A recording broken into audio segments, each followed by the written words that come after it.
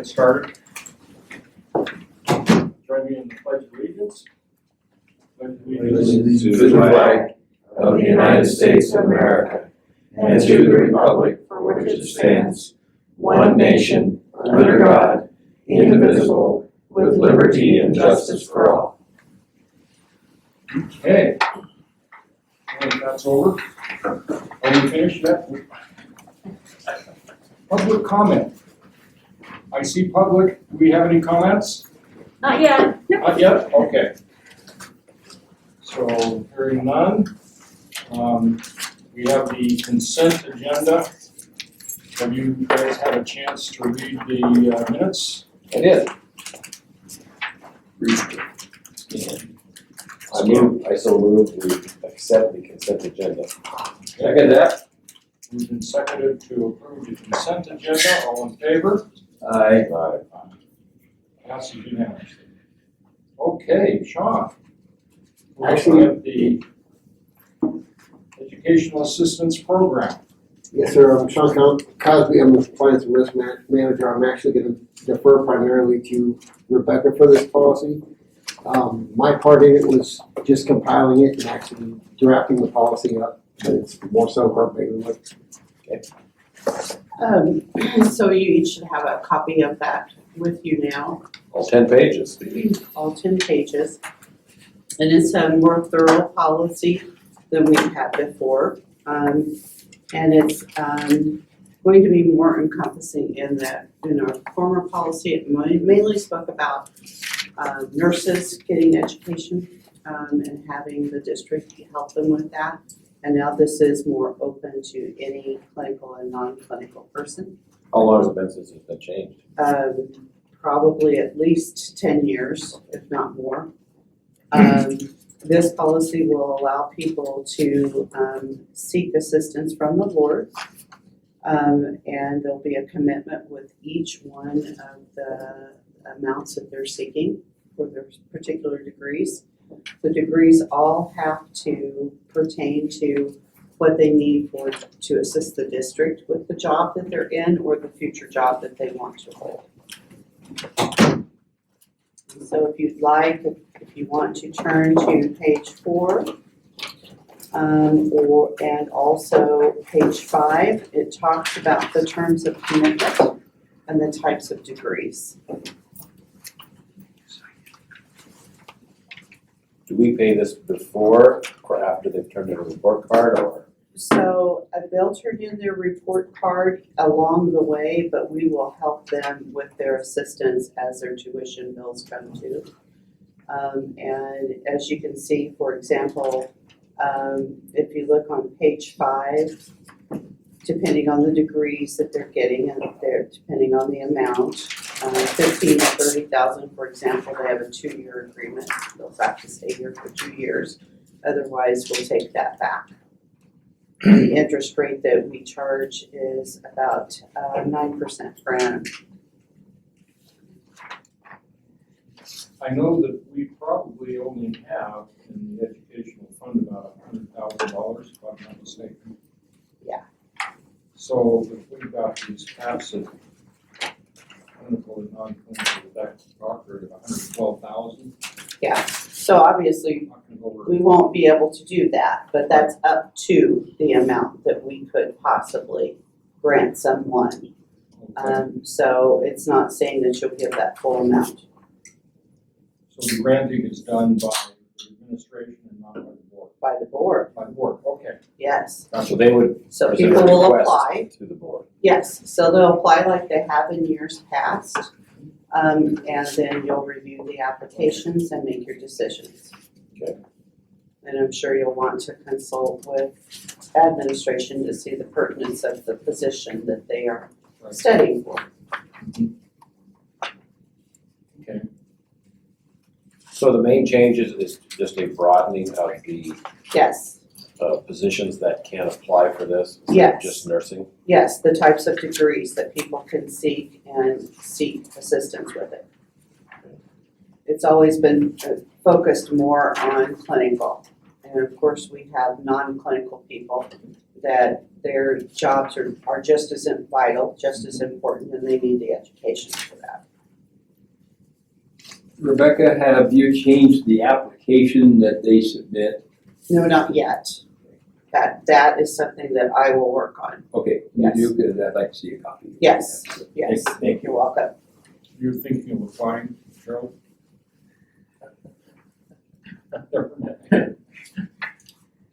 Biting my tongue.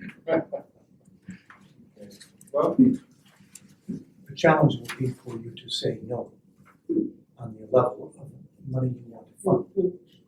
That'll be the difficult part. Well, and then finding additional funds when this dries up. Yes. Because it won't take very long. it will not. The other money didn't last very long, and it was a nice chunk of change too. Mhm. But they're raising tuition again, just like they will anything else. Right. So, In the application process, we should know how much other funds are coming in for each individual. Yes. You know, say Collins McDonald or Haley Fund or whatever. yes, To say, using matching to keep the cost down. yes. It's true. Okay, any other discussion? Well, it looks like a lot of work has gone into this, and I applaud you guys. You know, and since it still comes back to, there'll have to be an application coming in, and then to see if we have funding, I think it makes sense to approve it. So, I guess I would so move that we approve the educational assistance program. Second that? Okay, that's good work, thank you. Thank you, gentlemen. Thanks, Sean. Been moved and seconded to approve the educational assistance program as presented. All those in favor? Aye. Passes unanimously. Okay, Thank you. thank you. You. It's always hard to get people that are qualified in, and this will certainly help. Yes. Okay. Mr. Pio, you're on. All right.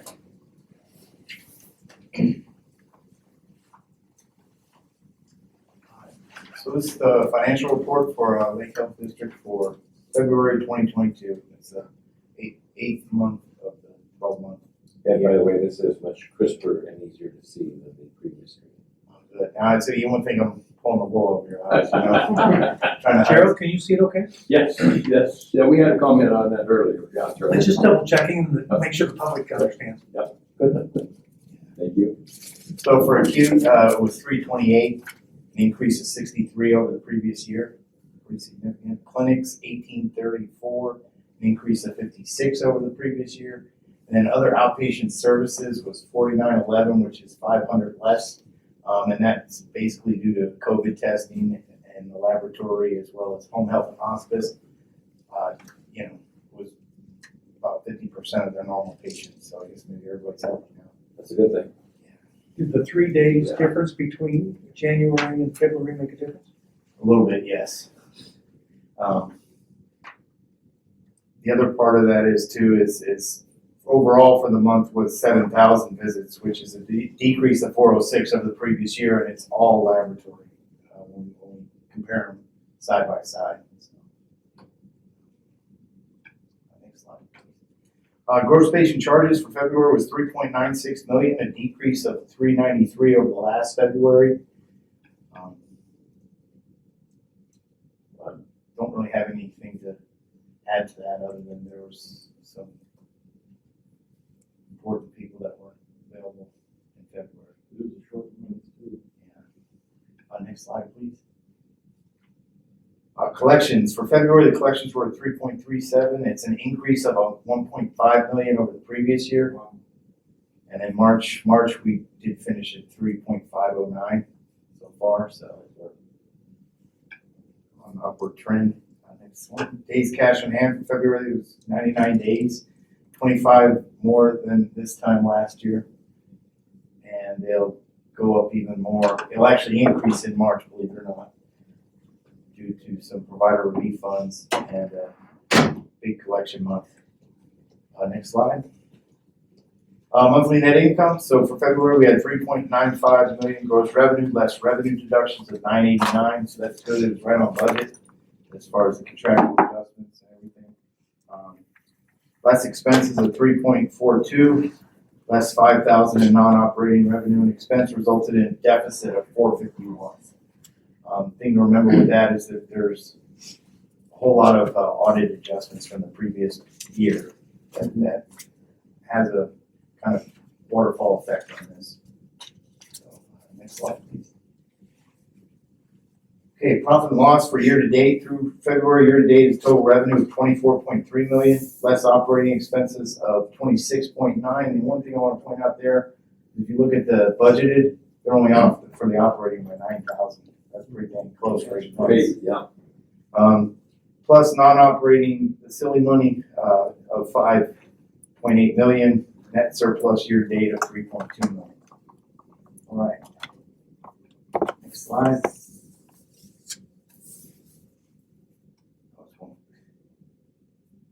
Thank you. Balance sheet, total assets of 52.4, total liabilities of 42.3, with a fund balance of 10 million. When we have those adjustments, I probably should show it year over year so that we can see. Big adjustments in there. Yeah, there were some significant ones that we talked about last month, but nothing too shocking here, other than the AR went down, almost $1 million, $2 million. Next, we'll move on to the collections trend. Okay, so this, and I included March here, or no, I didn't actually, okay. So, it looks even better in March. I was trying to do my own horn. Year to date, it's 21 million collections versus this time last year at 17. So you're up 4.1 million in cash collections, about 500,000 per month with the price increase. So it's about 18%. Does that include the payroll protection program? No, No. Okay. but that definitely affected the year to date income statement. So. And that's, next one, slide. Oh, I'm sorry. Go the other direction. Yeah. Here, how about oh, you can do it. Yeah. There we go. I need Dashboard. a secretary here that knows how to. I know, we're not capable. Dashboard for the end of February.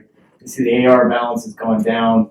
At its highest, it was at 2 months ago was at like, I want to say 15.5. AR days at its highest was 2 months ago at about 115, it's down to 102.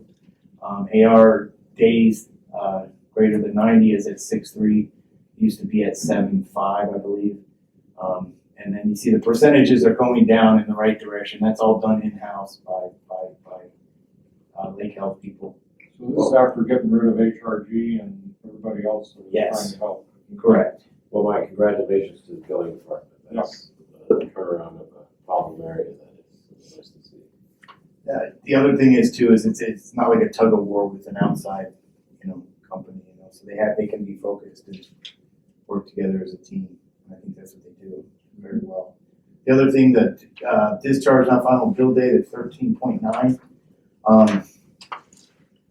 We want to see that lower, but keeping it under 14 is okay. I think that's what the CMS guideline is.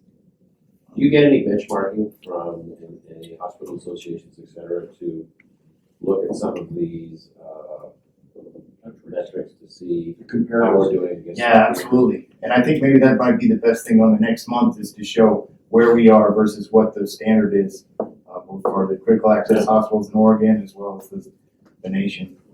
Yeah, it'd be interesting, yeah. Because we all have like a set goal, like, hey, AR under 90, or our AR at 60 and cash over 90, but what's realistic compared to other hospitals? I think do a national average and then do a state.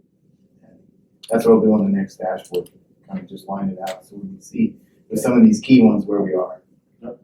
And that's all I have for the Lake Health District report. Any other questions? I think you're getting the hang of it. Thank you. Appreciate it. So we go to the non-budgeted purchase approvals. Mr. Twyman. Did you want, we want to go Lakeview Gardens after. Yeah, Lakeview Gardens next. Okay, we have some non-budgeted purchases that we're looking to try and, it's always frustrating when we think we ask people for purchases and plan, but it doesn't always work that way. So, first one, I think did I send out the dermatologist? Yes. Chair purchases? So, originally we thought we were going to do the Mohs procedures in our operating room. When we got all that set up, they said, no, we don't like the idea, let's do it in the clinic. So we don't have the right kind of chairs. We can use the chairs for other procedures, but we can't do this without having those chairs. And they're $23,000 For two of them, Yes. Or is it three? I think it's three chairs. but it's two. Then two, that's what it was. But having it done in the clinic is probably a lot easier than going over the OR and doing that kind of stuff. Well, it's not actually in the operating room, it's in the recovery room. And what can happen is the patient can be on the chair or on the table for half an hour, and they can be on the table for 4 hours, right? Because it takes time to process the slides, going through that process. So, And these are roughly like a dentist chair or something, is that what these are kind of? Similar. Look like it in the picture, for sure. I had the pleasure of being in one 3 or 4 weeks ago. It was a lot of fun. And it does take, when they scrape stuff out, they take the 40 minutes to look at the slides. you have an odd view of fun. Just saying. But I would recommend to the board that we approve the chairs. I would so move that we accept the proposal from administration to purchase the two chairs. The 2 dermatology procedure chairs as I'd presented. second that. Okay, been moved and seconded, all in favor? Aye. Okay. Passes. Okay, building lease. The next one is a little bit of a soft issue. We have grant funds that we received for use to mitigate COVID and for COVID vaccination, all for public health. We're trying to find opportunities to spend the money. It's about $260,000. So we have identified a building that we could rent, make some modifications to the building, and that would improve public health services. Deal is not finalized. So what I would ask is, at this time, that you allow us to spend the $258,000 on a project related to this specifically for public health. As we have more details, I'll bring them to you. We have And this is use it or lose it money. Correct. If we don't spend it by the end of this year, we give it back. We have cost estimates. We have a lot projections of what we think the cost will be, but we still haven't gotten actual quotes, actual determinations and when they would get it done. So what I'd like to ask is permission to use that as a focus, and then I will bring you actual detailed information when I have it. Does that make sense? I mean, if we don't have that, then I've got to look for something else on how to spend that money in a judicious fashion. Well, I so move that we approve the use of the COVID funds to an original project with public health. Second? Moved and seconded, any discussion? All those in favor? Aye. Okay. Next, I have not sent this software to you. It's been a little bit of a moving target. We took over as of April 1st, the pharmacy that was under contract as a service from AmerisourceBergen for the last 18 years. We made that transition, employees now work for the health district. There are some software needs that it looks like we need to continue improving the services that we're offering. There will be more as we look at this. The software cost came in originally at $39,000. It's probably, we think we can get it for about $30,000, but it is. Is this a different software than the American Source Bergen was using? So there's a lot of different things that are done with the medications. When it comes to inventory, we're trying to figure out how we're going to track the inventory because we don't count pills in our inventory. So what probably will happen, Ed has been talking about what we would do is set a number of what the inventory is, and then when the inventory is done every year, make an adjustment once a year to what that block number is, not by individual pill or bottle, because it changes constantly. So that's one kind of software that tracks how medication are handled. SureScripts is an example. They track when you use the drug, not by patient. While they do that, another part of the software, they track by order. So you're replacing based on what was ordered. So this will help us keep track of other medication needs and will enhance the future capabilities of our services.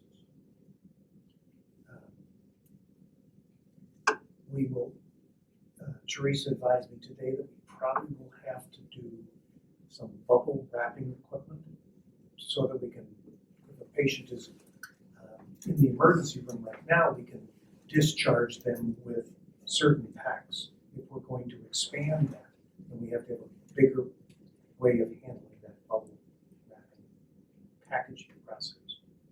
So there's more to come on this. But it's all part of, as we provide more service within the pharmacy, we need to have it on.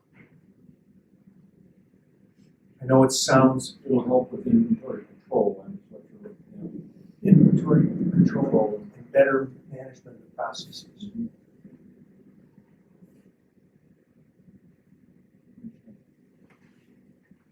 Looking for a motion, Mr. Chairman. I so move that we approve the pharmacy software in the $30,000 to $35,000 range. The reason it's varying is because the kind of computer, and whether it's certain kinds of blades or certain kind of back office structure, if you will, and we think we can get a better arrangement for that. Because some of it we already have, some of the hard drives in the computer room. And that's why it's hard to get an exact number, because it changes.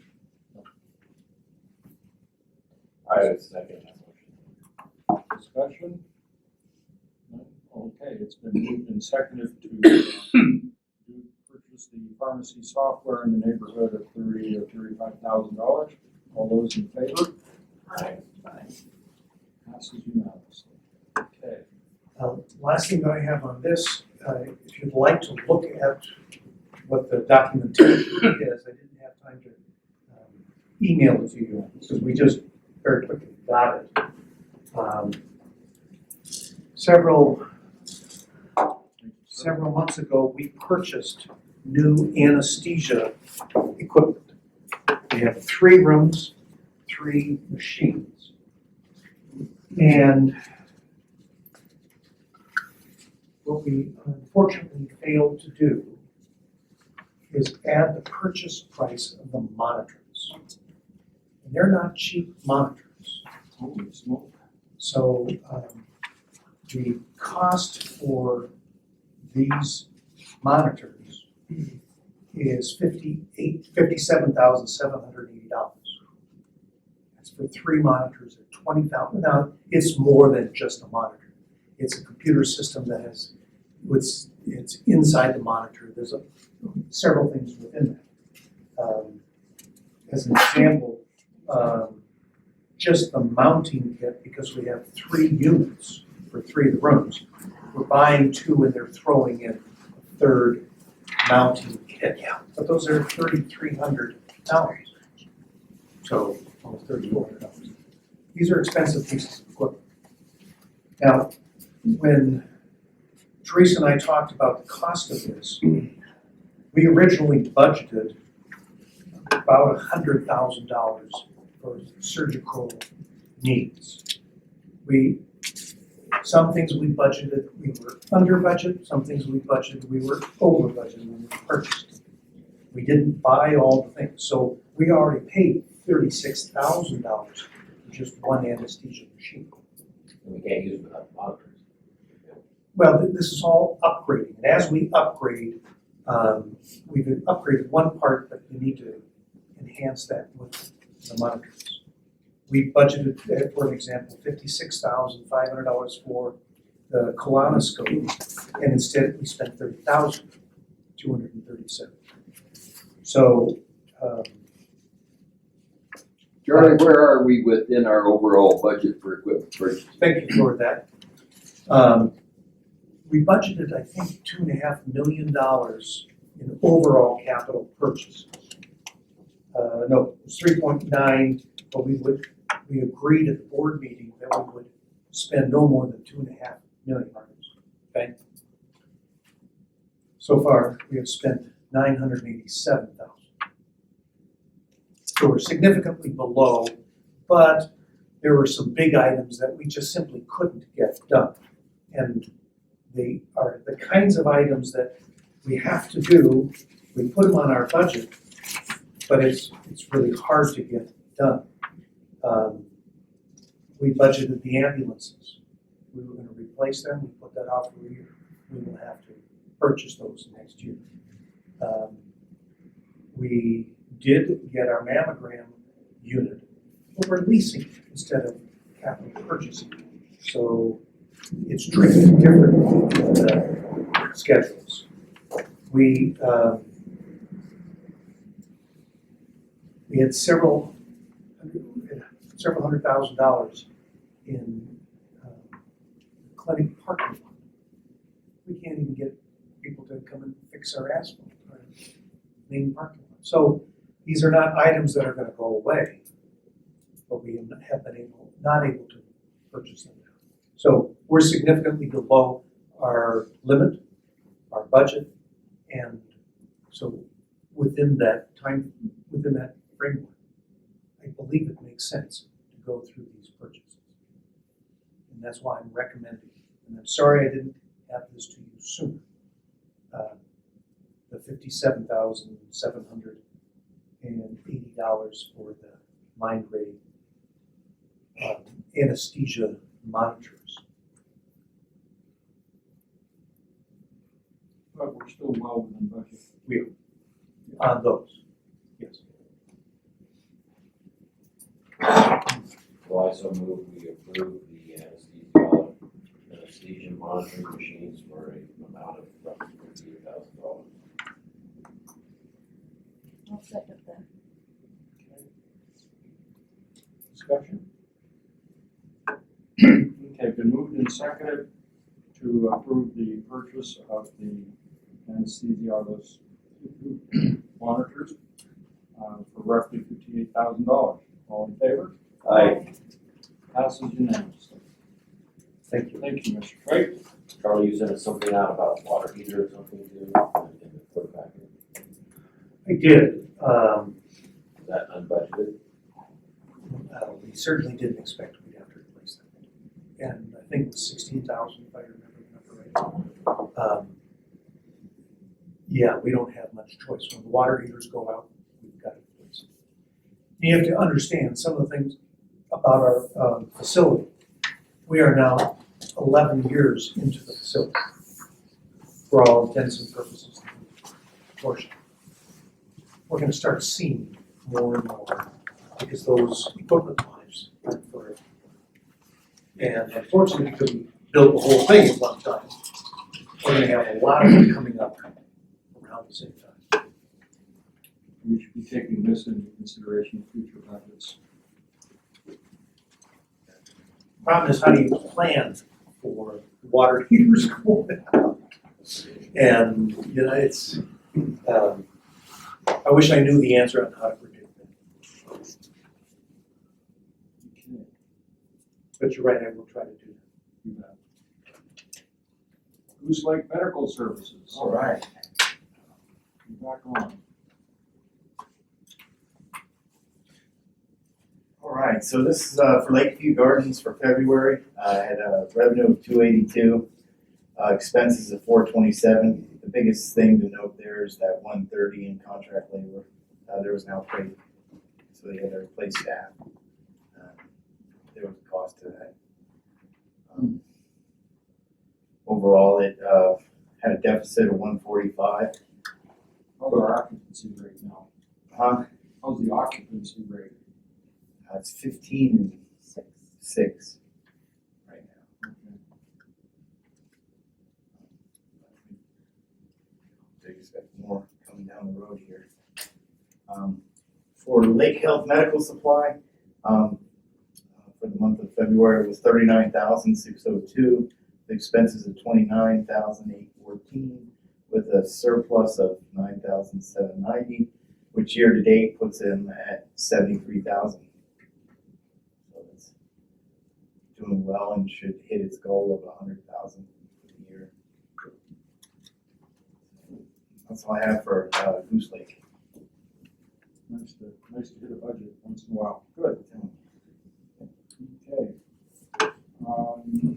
Dr. Chang is not here. Don't see Dr. Chang, so we have the. So one of the snags that we run into is because he is the chief of staff, but he works every 2 weeks, 2 weeks on, 2 weeks off. And if the 2 weeks on comes at the wrong time, then he can't be here. So for example, this week, Dr. Bradbury is the surgeon who is here. So that's why it's difficult for him to make each of the board meetings. He does try to make his schedule so he can be here for the medical staff meeting. And at the last medical staff meeting, which is when the medical staff reviewed the 3 applications that you have before you. And they recommend that those be approved. Michael Grant for radiology, Ted Gavel as a CRNA for anesthesia, and Lori Needy, CRNA for anesthesia. I so move that we accept the medical staff as presented. I second. Been moved and seconded to approve the medical staff recommendations as presented. All those in favor? Aye. Passes unanimously. Thank you. Okay. Now, Tori, you're on. Thank you. Not Teresa. Great. Sorry about that. That is okay. Read your highlights, I guess, from the nursing department. We have students starting next week. We have 2 senior nursing students who are in their last semester of school starting next week, and they'll be with us for 8 weeks, and then graduating. And Are these RNs or? graduating as RNs, yes. And then additionally, we have 8 first-year students from Clinton Community College starting nursing clinical rotations the following week. So we'll have them 4 at a time on the floor 2 days a week for 6 weeks. So that's good experience for them, and I'm hopeful we can cultivate some future employees from that group. Good. Give them a good experience. We've been fortunate in that we have 3 nurses, 2 who will be certified for our labor and delivery OB department as of the middle of this month. So that's great news. And we have 2 more of our newer nurses who are going to be certified in the ER soon. They've got the experience now and the education they needed to be able to function independently in the emergency department. Those certifications are things that make us reliant on traveler staff. So hopefully getting them that experience and that certification will help decrease our reliance on travel staff quite so much. So our new grads are doing great and coming right along. Good. So overall, our staffing is improving in that area with RNs? I believe so. Recruiting new RNs to the facility is still a challenge. It's probably first on my list of things to work on. But as far as the staff we've got, we've retained our new grads, and I think they're happy here and getting good experience, so I'm encouraged. Then finally, we've got our projects. Our new nurse call system has been installed. So the call light system is in, working on that, just a few things to finish there. And then we are getting ready to roll out our new IV infusion pumps. So all of our IV medications will going through these new pumps that are going to be a great help in increasing our medication safety for our patients. So that's coming up in a few weeks. So we've had a lot of education for the staff, things of that nature to get us up to speed on all those projects and getting ready to roll those out. How full has the hospital been in the last month? The last month we've gone from 18 patients and dipped all the way down to 6 earlier this week, and today we brought in 2 more. We've got 2 inductions in labor and delivery today and tomorrow, and then another 3 swing beds coming in. So we're gonna be back up to 10 or 11 by the weekend. So we're kind of Kind of rolling. In we're on a capacity, little bit of a roller and coaster. capacity is 24. 22 at max, yeah. Working on getting more swing beds. We were down to 3, and we'll have 6 by the end of the day tomorrow, so. Okay. Any questions? Okay, Thanks, Tori. thank you. Thank you, Tori. Okay, HR, you're on. So we received some sad news on Monday. Rob Robbins, who has been an outstanding DNS and administrator over long-term care and Al, is going to step away. We hope just temporarily, but we're not sure at this point. She's going to consult for us from Iowa over the long-term care, and Ed will be the administrator over the assisted living. And if Rob is able to come back before we have filled the position, then we will bring her back with open arms. But if she's not able to come back and we do have a candidate that's worthy, then of course we'll move forward. So this was an emergent situation and couldn't be helped. So very sad about that. We have some plans coming up for spring. We're going to have an employee barbecue, and I will let you all know when that is, but it will be in May. Just a time for the employees to get together over the lunch, and I've done that 3 or 4 times each year since I've been here, so I'll do that again. And other than that, we are just working hand over fist trying to keep up with some of the HR regulatory changes that are coming up regarding employee rights, and that is always a challenge, and to keep up with all of that, but we are doing that, and we have a new team member. Her name is Tina, so if you stop by the office, say hello to Tina. She's doing a great job so far. Tina's in HR. Yes, and she's partnered with Kim and I, and she's just like Kim is somebody who is becoming an asset to the department. So, and that's all I have for right now. Any other questions? Thanks, Rebecca. Okay, thank you, Rebecca. Thank you. Okay, CEO report. We have several things going on.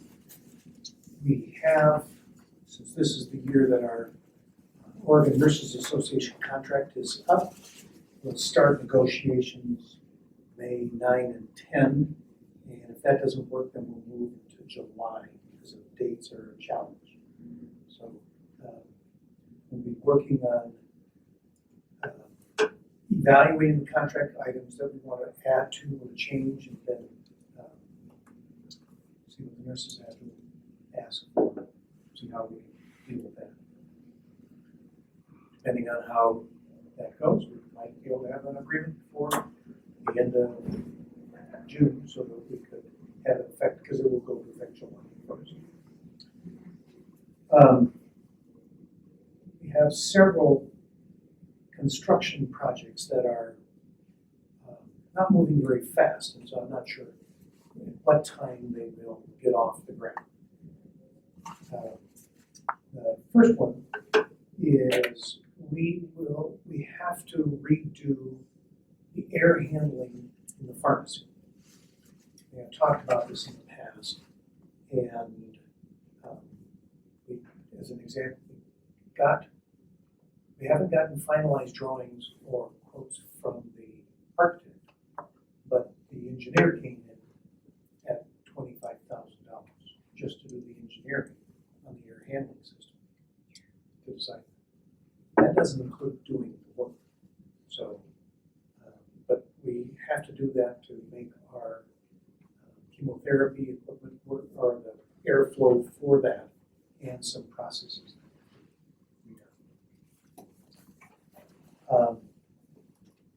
We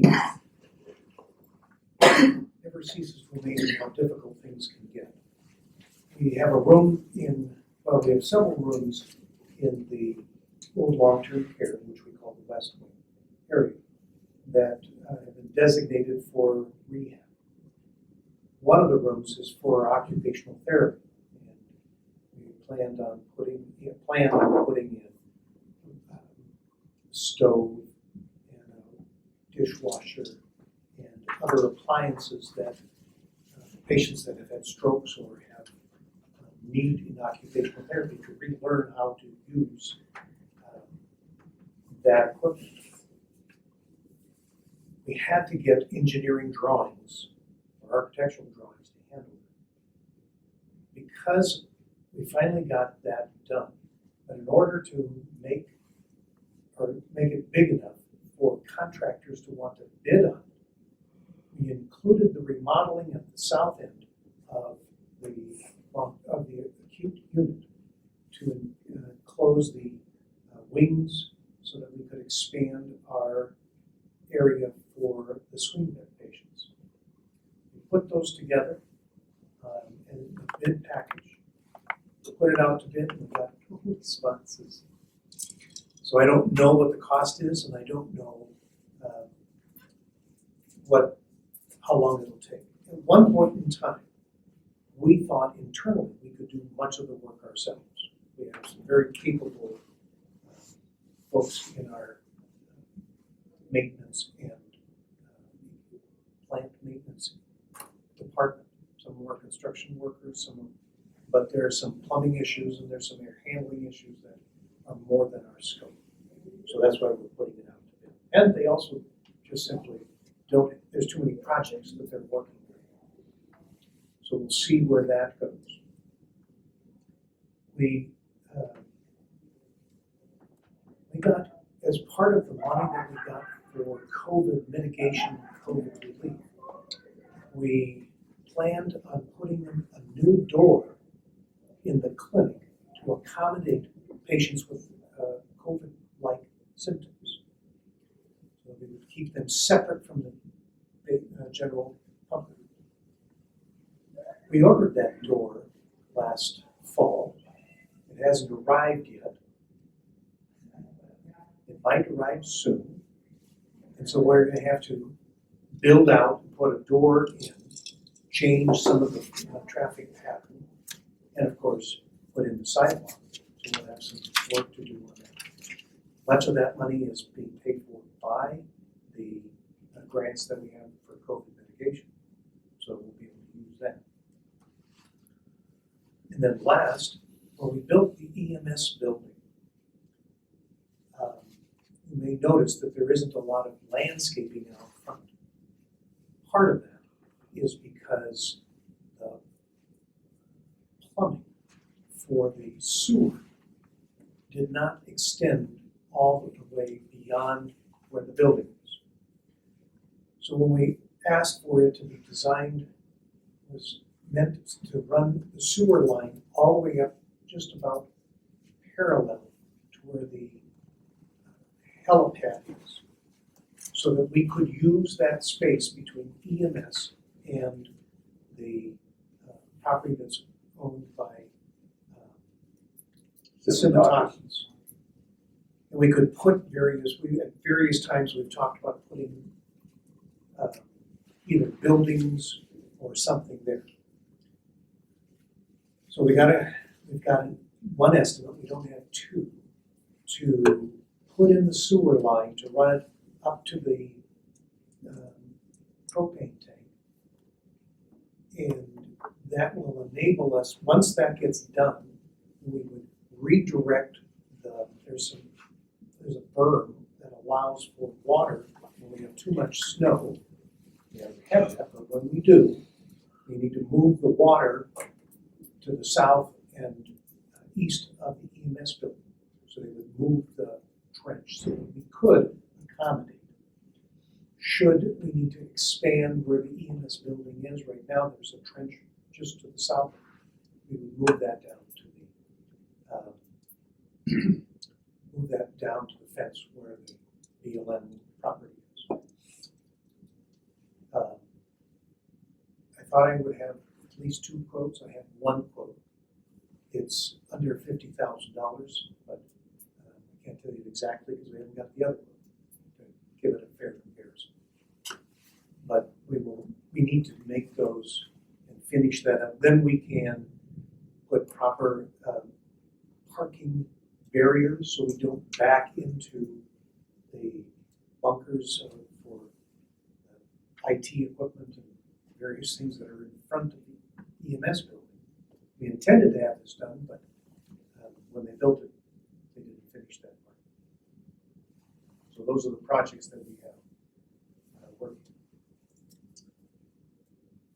We continue to expand our relationship with not only KCC, but with OHSU. And it's exciting that they're interested in having students that are in their PA, so a physician assistant program, in their nurse practitioner program, and in their midwife program, to come and do rotations here, in part for rural rotation, but also to participate, to be here when Dr. Tan is here, so that they have a good experience. Now, she's not here all the time, and the students may be here for a month, so they'll be able to spend some time either with the other nurse practitioners or other physician assistants that we have, or with our physicians. So we're pretty close to getting that finalized, which would be great for providing more service to our members. So we had hoped to have that start in May. It may still happen, but we've been working on that for 4 months, so we should be pretty close. I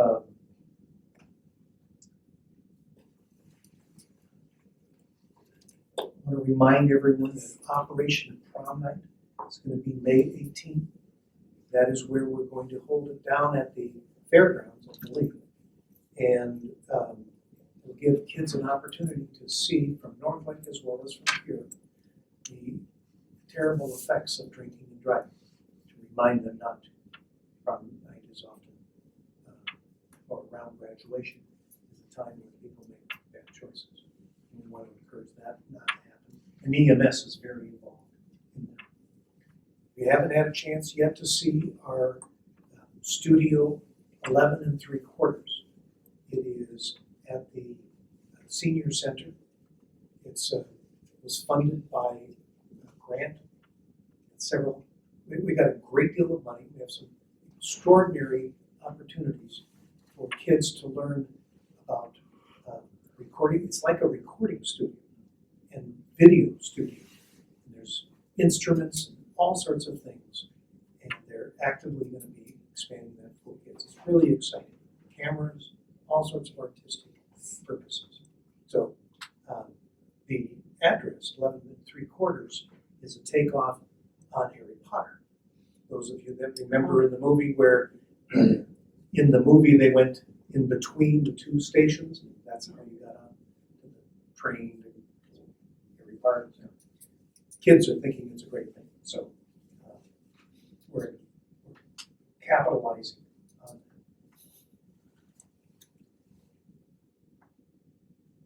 that. Other than that, I guess it's been kind of slow. Do you have any questions of me, if anything? We have a lot of people racing around. Thank you, Mr. Twait. I don't hear any questions. So we'll adjourn. Oh, I forgot one more thing. I did submit on behalf of the Health District for 3 projects for congressional approval, earmarks, if you will. I don't know what'll happen with them. They're not pie in the sky. They're certainly things that we would look forward to have happening. But I'll keep you informed. I did get an email from the senator's offices asking for a little bit more information, so that's a good sign, I think, if they're expressing some interest in more information. I asked for a lot of money. It's around $15 million that I asked for. I'm not shy when it comes to that. They did ask if one, which was our principal project, and then 2, in those, if they couldn't afford all of it, could they do some? And see what happens on that. So this is stuff that just came up Okay. in the last 2-3 weeks. Oh, yeah. It had to be in by April 1st, I believe. Yeah, no, 1st, Friday, April 1st, at end of day. I believe the county put in something. All of the hospitals were encouraged to put in applications. So we'll see. Okay. We'll, with that, we'll adjourn to executive session under ORS 192, 660-2, personnel, bracket C, medical staff, bracket B, real estate, and bracket H, legal, after a 7-minute break. Come back.